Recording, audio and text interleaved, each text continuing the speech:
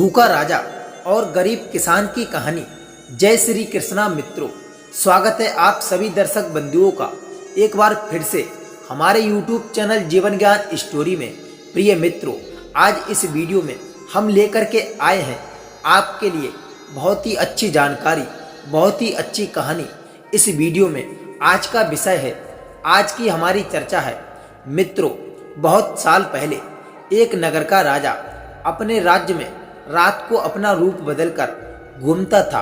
वह रूप बदलने के बाद लोगों से मिलकर अपने यानी राजा के बारे में जानने की कोशिश करता था और उनकी समस्याओं को समझता था। एक रात जब वह नगर घूमकर आया तो अचानक जोर से बारिश होने लगी थी। उसने देर किए बिना एक गरीब के घर का दरवाजा खटखटाया। राजा के दरवाजा खटखटाने के बाद घर से एक व्यक्ति निकला। वह एक गरीब किसान था जो अपनी पत्नी और बच्चों के साथ रहता था। बारिश तेज थी तो किसान ने राजा को अंदर आने के लिए कहा। राजा ने घर में जाने के बाद पूछा कि आप मुझे कुछ खिला सकते हैं, मुझे बहुत तेज भूख लगी है। वो गरीब किसान और उसका परिवार 3 दिनों से भूखा था और उसके घर में एक भी दाना अन्न का नहीं था। किसान के मन में हुआ कि भले ही हम भूखे हैं, लेकिन अपने अतिथि को ही भूखा नहीं रख सकते हैं। अब किसान यह सोचकर बेचैन हो गया कि अपने अतिथि का पेट कैसे भरा जाए। तभी उसने घर के सामने वाली दुकान से चावल चुराने की तरकीब सोची। उसने सिर्फ अतिथि के लिए ही 2 मुट्ठी चावल लिया और उसे पकाकर राजा को खिला दिया। तब तक बारिश रुक गई थी और राजा अपने घर चला गया था। दूसरे दिन दुकान का मालिक अनाज की चोरी की शिकायत लेकर राजा के पास पहुंचा।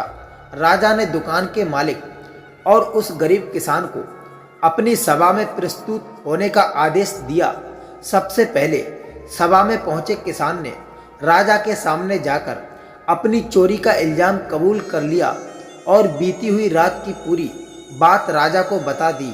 किसान राजा से कहता है कि मैंने चोरी की है, लेकिन मेरे परिवार ने उस अनाज का एक चावल भी नहीं खाया है।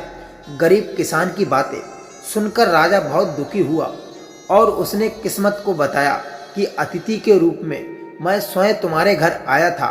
इसके बाद राजा ने सभा में पहुंचे दुकानदार से पूछा कि क्या आपने अपने पड़ोसी की चोरी करते हुए देखा था। दुकानदार ने जवाब दिया कि हाँ, मैंने इसे रात में चोरी करते हुए देखा था।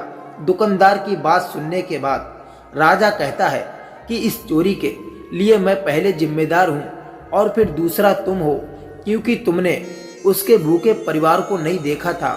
तुम अपने पड़ोसी होने का धर्म बिल्कुल निभा नहीं पाए।